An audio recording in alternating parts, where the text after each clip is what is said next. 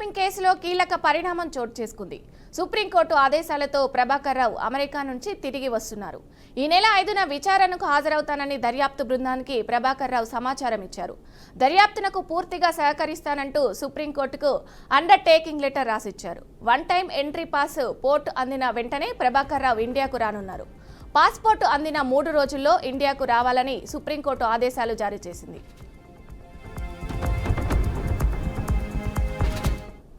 ఇక రైట్ ఇదే అంశంపై మరింత సమాచారం మా ప్రతినిధి శ్రీనివాస్ అందిస్తారు. శ్రీనివాస్, గుడ్ మార్నింగ్ విజయ. తెలంగాణలోనే గత కొంతకాలంగా ఫోన్ ట్యాపింగ్ కేసు సంచలనం సృష్టించినటువంటి పరిస్థితి. ఆ ఫోన్ ట్యాపింగ్ సంబంధించినటువంటి పాల్గొన్నటువంటి వ్యక్తి ఎస్పీ ఇక హోదాలో ఉన్నటువంటి ప్రభాకర్ రావు అమెరికాలో ఉండటంతో కోణంలోని దర్యాప్తు జరుపుతున్న క్రమంలోనే పెద్ద ఎత్తున సంచలనం అయితే తెలంగాణలో చేయబడిన పరిస్థితి. అయితే ఈ నెల 5న విచారణకు హాజరవుతానని దర్యాప్తు బృందానికి సమాచారం ఇచ్చిన ప్రభాకర్ రావు ఫోన్ ట్యాపింగ్ కేసులోని కీలకమైన ఆధారాలతో పాటు అనేక విషయాలను కూడా చెప్పనున్నారు. దీనికి సంబంధించి ఇప్పటికే ఏదైతే వివిధ కోణాల్లో దర్యాప్తు చేసినటువంటి తెలంగాణ బృందం దీనికి సంబంధించిన ఫోన్ ట్యాపింగ్ కేసులోని సుప్రీంకోర్టు ఆదేశాల మేరకు అమెరికా నుండి ఇక్కడికి రానున్నారు. వచ్చిన క్రమంలోనే ఈ నెల 5 విచారణకు కూడా హాజరవుతానంటూ తన అప్డేట్ లో కూడా పేర్కొన్నటువంటి పరిస్థితి. దర్యాప్తు పూర్తిగా సహకరిస్తానంటూ సుప్రీంకోర్టు అండర్ టెక్నికల్ లెటర్ రాసినటువంటి ప్రభాకర్ రావు దీనికి సంబంధించినటువంటి 5వ తారీఖు నాడు జరిగేటటువంటి వాదనకు సంబంధించి తను హాజరు కానున్నారు. దీనికి సంబంధించిన విషయాలన్నీ కూడా ప్రభాకర్ రావు నుంచి ఏమొస్తాయనేది కూడా కొంత ఉత్కటం అయితే ఉన్నటువంటి పరిస్థితి. వన్ టైం ఎంట్రీ పాస్ అందిన వెంటనే ఇండియాకు రానున్నట్లు ప్రభాకర్ రావు తో పాటు అక్కడ ఉన్నటువంటి తెలంగాణలో ఉన్నటువంటి ఇంటెలిజెంట్ విభాగంలో పనిచేసినటువంటి అనేక మంది కూడా రిపోర్ట్ అయితే ఇప్పటికే తయారు చేశారు. గతంలో ఉన్నటువంటి అవినీతికి పాల్పడేటువంటి ఫోన్ ట్యాపింగ్ కేసులోని సంబంధించినటువంటి విషయాలన్నింటినీ కూడా వెలుగులోకి రానున్నాయి. ఫోన్ ట్యాపింగ్ తో పాటు అనేక విషయాలు కొన్ని ప్రభాకర్ రావు నుంచి ఇంటెలిజెంట్ రిపోర్ట్ తీసుకొని ఉంది. దీంతో పాటు కోర్టుకి ఇచ్చేసేటువంటి విషయాలలో ఎలాంటి విషయాలు ఇస్తారో దీనికి సంబంధించినటువంటి తన అఫిడవిట్లో ఏం పేర్కొన్నారు అనేది ఆ రోజు 5 జరిగేటప్పుడు తెలుస్తుంది.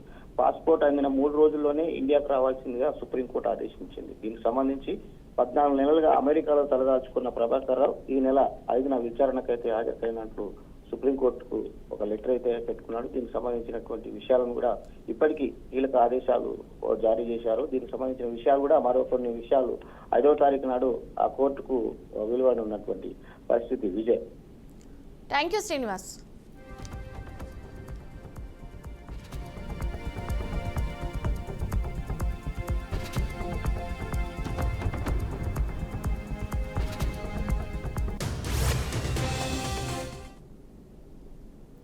పాలకుర్తి మండల కేంద్రం రాజీవ చౌరస్తాలో ఉద్రిక్తత వాతావరణం చోటు చేసుకుంది. తెలంగాణ తల్లి విగ్రహ గద్దె విషయంలో వివాదం రాజుకుంది. కొత్త తెలంగాణ తల్లి విగ్రహాన్ని పెడతామని కాంగ్రెస్ నాయకులు అనగా పాత తెలంగాణ విగ్రహాన్ని పెట్టాలని బీఆర్ఎస్ నాయకులు డిమాండ్ చేశారు. దీంతో రాజు చౌరస్తాలో ఉద్రిక్తత వాతావరణం నెలకొంది.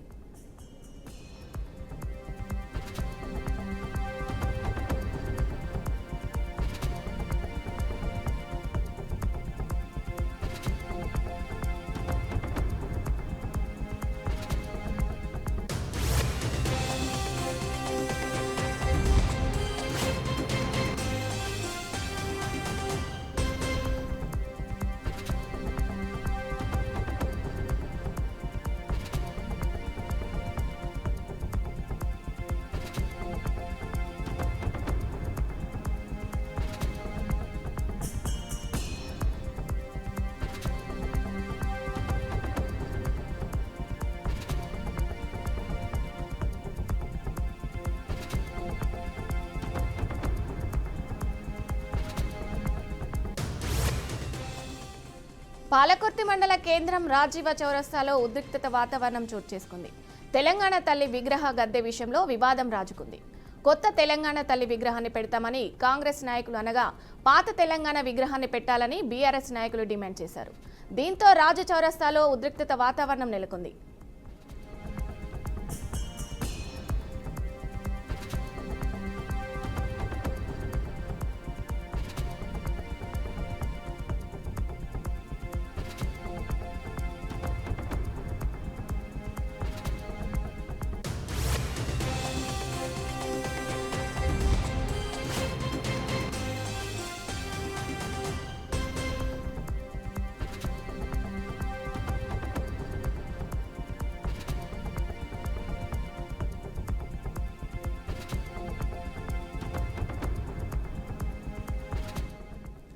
పాలకుర్తి మండల కేంద్రం రాజీవ్ చౌరస్తాలో ఉద్రిక్తత వాతావరణం చోటు చేసుకుంది.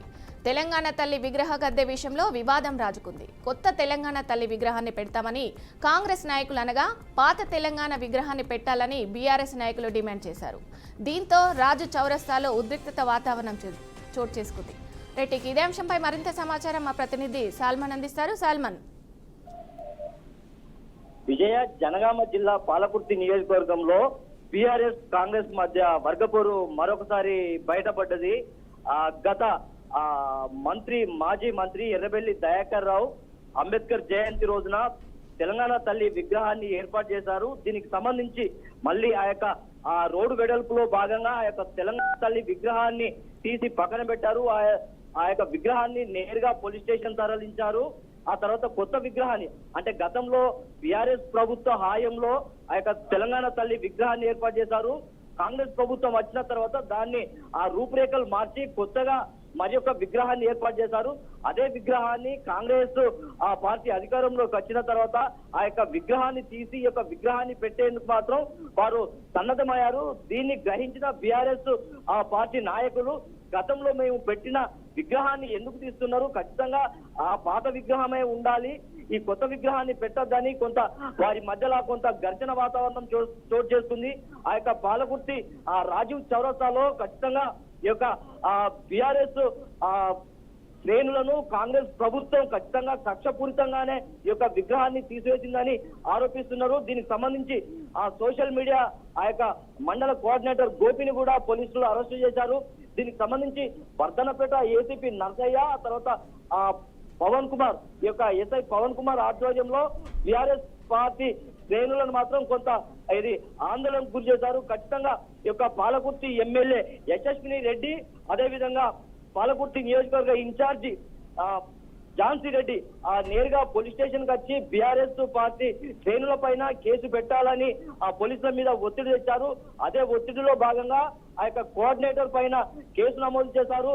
ఈ రోజు మనం చూసుకున్నట్లయితే ఈ ఖచ్చితంగా ఈ కాంగ్రెస్ ప్రభుత్వానికి ఇది చాలా ఇలాంటి రాజకీయ కక్ష ధోరణి ఉండొద్దని బీఆర్ఎస్ పార్టీ శ్రేణులు మాత్రం ఈ రోజు ఆ నియోజకవర్గానికి సంబంధించి ఆందోళనకైతే శ్రీకారం చుట్టారని చెప్పొచ్చు.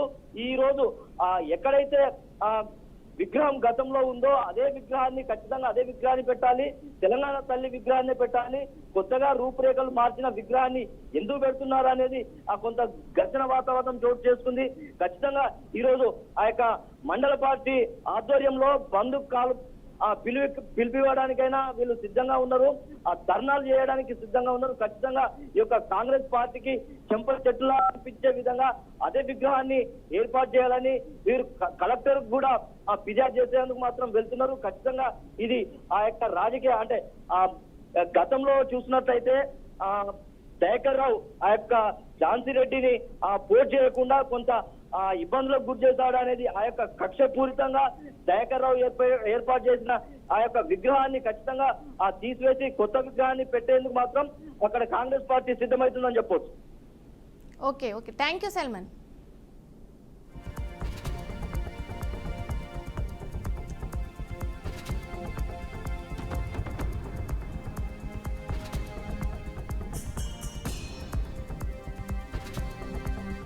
దేశంలో కరోనా వైరస్ కేసులు మళ్లీ పెరుగుతున్న సూచనలు కనిపిస్తున్నాయి.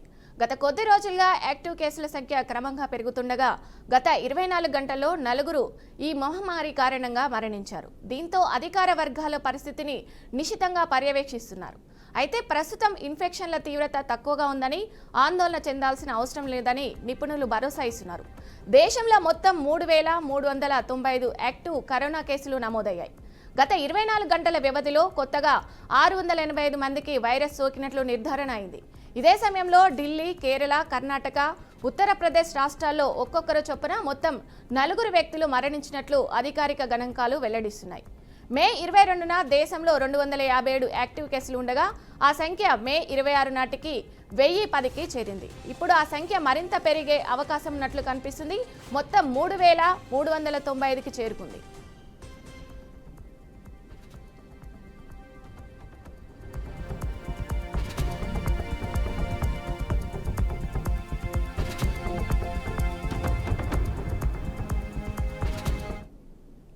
ప్రస్తుతం దేశవ్యాప్తంగా నమోదైన యాక్టివ్ కేసుల్లో కేరళలో అత్యధికంగా 1336 కేసులు ఉన్నాయి.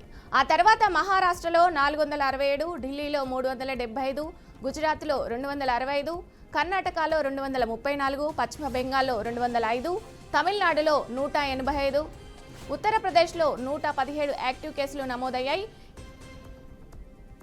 ఇదే అంశంపై మరింత సమాచారం మా ప్రతినిధి సాగర్ అందిస్తారు. సాగర్, ప్రస్తుతం దేశంలో కరోనా కేసులు అయితే ఎక్కువగా నమోదవుతున్నాయి.